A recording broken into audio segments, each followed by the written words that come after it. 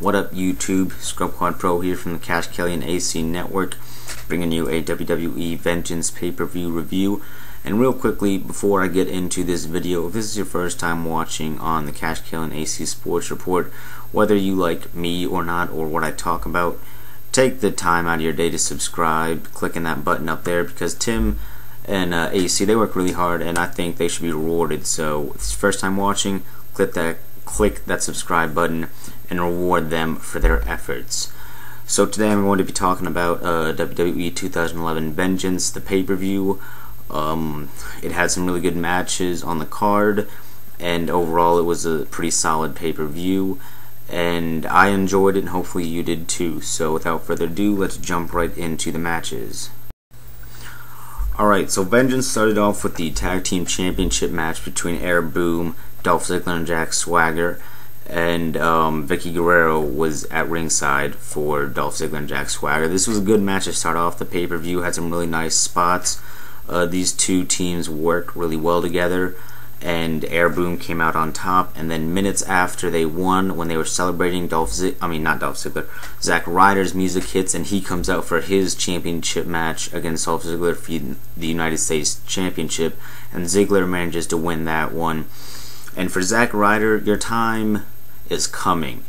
So for any Zack Ryder fans out there, his time is coming. I think by WrestleMania time, WrestleMania next year in April or late March, whenever WrestleMania is, I think Zack Ryder will have his first title, his first singles title. His time is definitely coming. It just wasn't tonight, and he fell to Dolph Ziggler, and Ziggler was able to retain his title. Next, we had a SmackDown match between Sheamus and Christian, and for the longest time, Christian has been like a thorn in Sheamus' side, and they faced off again tonight for the third straight time, I believe, and Sheamus once again took the victory after hitting a monstrous brogue kick and almost taking Christian's head off. It was a solid match. These two have been working really well together, but at this point, I don't know what else there is to do with this feud. They've done a lot, maybe add like a no disqualification match, or like, I don't know, maybe like a TLC. They probably will be involved in the traditional Survivor Series tag match on opposite sides. But after that, I don't know if there's really much to do with this feud, but WWE will probably find something, and hopefully they find something that'll work instead of just completely throwing it down the drain.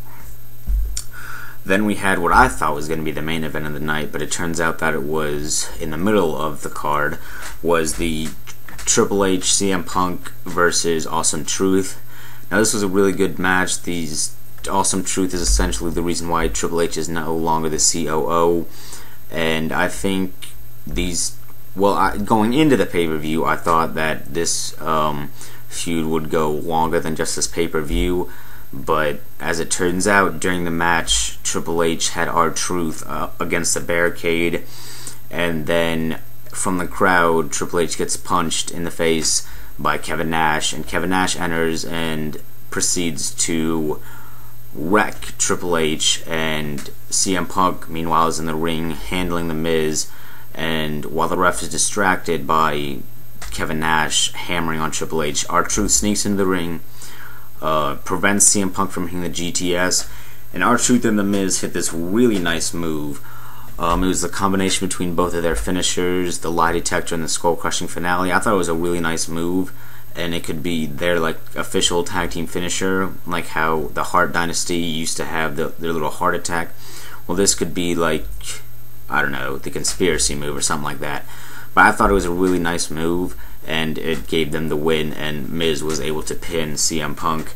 And after the match, Kevin Nash proceeded to beat on Triple H a little bit more, and this brings up the question of, now Kevin Nash is back in this little feud. Will CM Punk help Triple H out and turn his attention over to Kevin Nash, or will they sort of just drop CM Punk and give him the WWE title shot? I don't really know, but all I know is it was interesting, and it'll probably lead to some entertaining weeks in the future.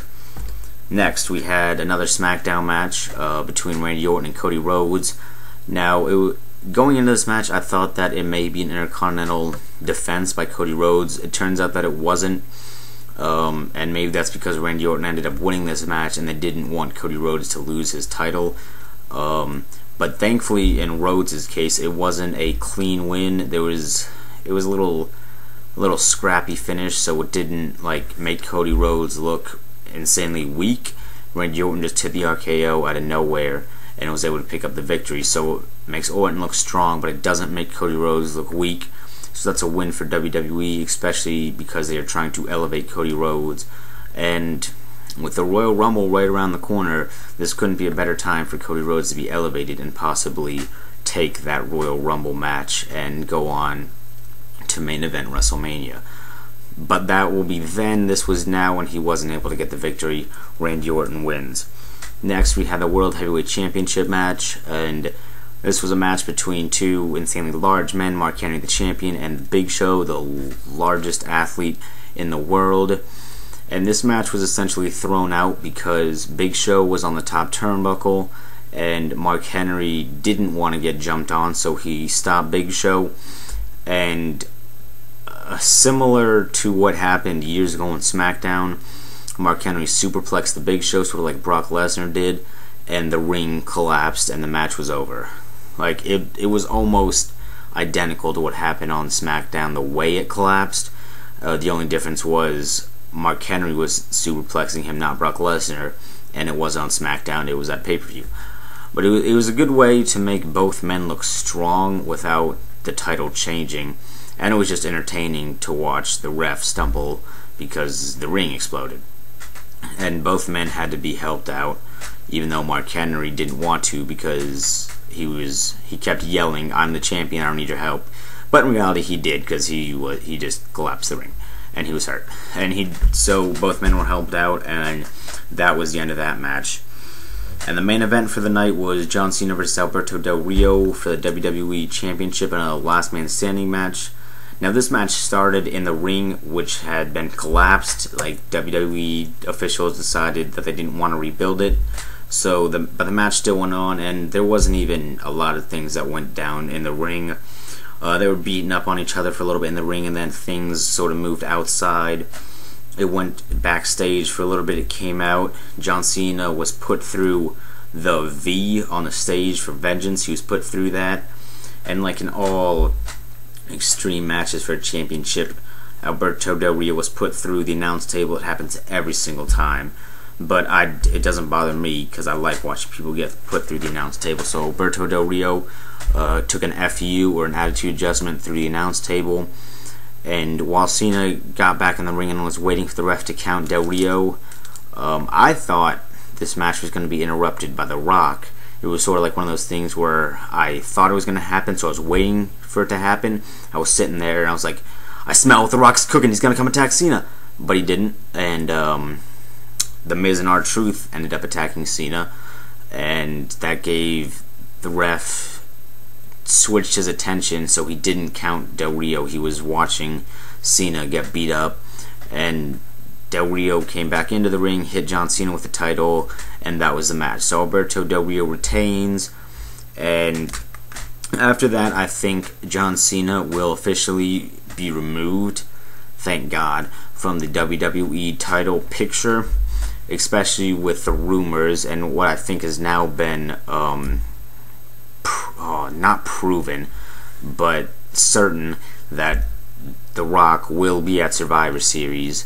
So I think John Cena will be removed from the WWE picture, and I think that they will start focusing on his rivalry with The Rock leading into WrestleMania, and I think they may be teaming up at Survivor Series, which I think is awfully pointless. I don't really want to see The Rock in the ring before WrestleMania unless he is coming back for like a solid year or something like that. But enough about The Rock. Overall, it was a good pay-per-view. It opens up angles with the Kevin Nash thing and Triple H. I've actually heard some rumors. Now, this is just rumors, but I heard that Shawn Michaels may get involved in that storyline. I heard that WWE was starting to promote some DX merchandise, which would obviously mean Shawn Michaels would be back on WWE TV. So if that does happen, that would be nice to see. And I'm really interested to see if this Kevin Nash Triple H thing carries over to WrestleMania, because that means we would have like the star-studded WrestleMania. We would have Triple H, we'd have Kevin Nash, The Rock, John Cena. It's rumored that Chris Jericho could possibly be back by WrestleMania time, and if Shawn Michaels gets involved in this feud, we'll have Shawn Michaels. And maybe they even bring back like X-Pac, not Scott Hall, because if you don't know about his situation, go look it up. He's a drug addict and doesn't really have much longer to live. But maybe they bring back X-Pac. So they have tons of things that they could do. I like it. They've opened up their angles, and hopefully they will make good decisions and not throw what they have in the garbage. So that's it for this WWE Vengeance review. I hope you guys enjoyed the pay-per-view, and I hope you guys enjoyed what I said. If not, well, that sucks. Catch you guys later.